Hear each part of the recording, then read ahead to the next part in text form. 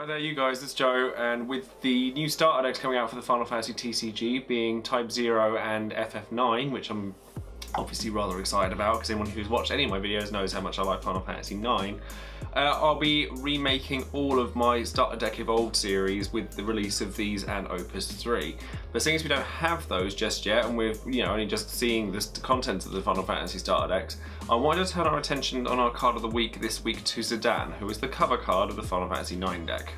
Now Zidane is an extremely versatile unit at being able to come in for 3 cost at a 7k, which is pretty good, but if he's got another Final Fantasy 9 unit out, or forward specifically, he comes at a 2 cost 7k forward, which is obscenely good for his cost.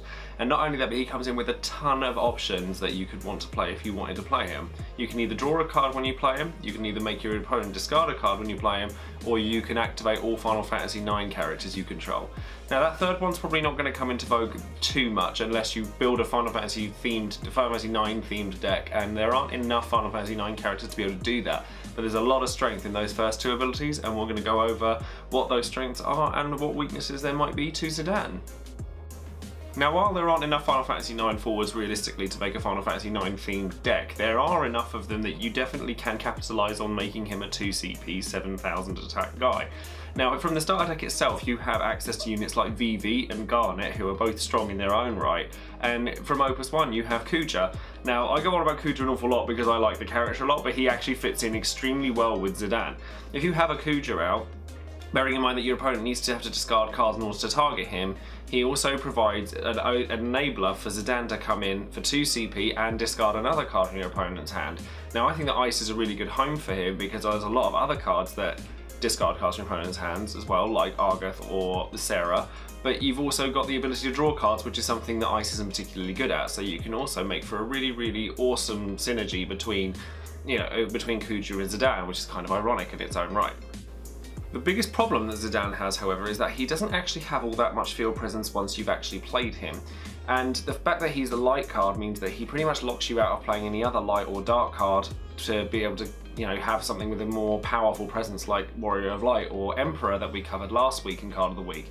However, I think that the options that Zidane can provide you, and him being just a straight up value unit, can provide some decks that already have existing threats or are trying to go for a swarm tactic will actually benefit from Zidane more. And the fact that he's a starter deck card means that he's a lot easier to acquire than a lot of these cards are, having been legends like Cloud or both the 2 that I've already mentioned. Although it does help that Zidane has 2 searchers within the Final Fantasy 9 deck that he comes in Eiko and Steiner. Now a lot of people don't really like Steiner very much, but I think that a forward with the ability to search and an EX burst that does it for more than one character is actually more strong than you might think. I think that Zidane's primary home is probably either Ice Fire or Ice Water. Now the reason that I say that is because Kuja being a friendly unit to Zidane is great, but he is a 5 CP unit, so you probably want to run 1 or 2 of the other Final Fantasy 9 units up and that are cheaper, like Vivi or Garnet, in order to be able to maintain board presence, because both of those cards are actually very good. And you could also play a wind water deck where you obviously forgo Kuja and everything like that, where you just run cards like Fallacious Wanderer, Bart's, Pain, 8 from the new Final Fantasy Type 0 structure deck, and starter deck, and then you also have access to your Garnet, Queener. Queener's actually very powerful as well, especially in a deck that draws a lot of cards, as Wind Water is prone to doing. So I think that Zidane actually has a lot of homes, in all honesty, and this is before we've even seen what cards are coming out of Opus 3. There could be loads of them. I think they've already shown off a Freya who's under Lightning, and there's like loads and loads of things that you could do with Zidane. He's just a very versatile unit. Combating Zidane actually isn't particularly difficult because Zidane, as I said before, doesn't really do anything once he's already hit the board. He's kind of already done his job. At that point, he's just a 7k guy that could be threatening to you if they overwhelm you. So realistically, the way to combat Zidane isn't to combat him, it's to combat the deck he's in.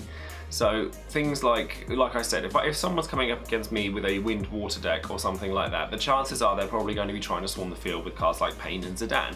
So therefore, cards that can either stunt their growth, like Shantoto, it would be very, very strong. Like make sure that they, you know, if they play their hand out, you get rid of it, and then they're having to build back up again from scratch. Or something that can keep up with their momentum, something like Golbez would be very, very strong here, because you'd be able to get out lots of smaller guys that you could just kind of throw in front of them, or you have access to your mimes and things like that, so you can keep up with advantage much, much quicker than they can. And that's it for the card of the week this week, so thank you very much for tuning in and watching, and I'll be sure to post up any links to a social media and my Twitch channel down below.